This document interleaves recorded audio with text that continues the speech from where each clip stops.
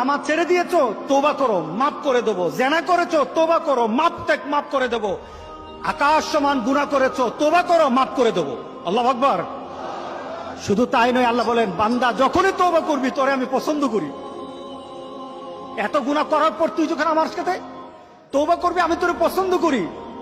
শুধু তাই নয়, আল্লাহ সুবহানাহু ওয়া তাআলা বলেন, যারা মুতাতাহহিরিন, যারা পবিত্রতা অর্জন করে, আল্লাহ তাদেরকে পছন্দ করে। আমরা পবিত্রতা অর্জন করি কি দিয়ে? উযু দিয়ে। বলেন কি দিয়ে? উযু দিয়ে।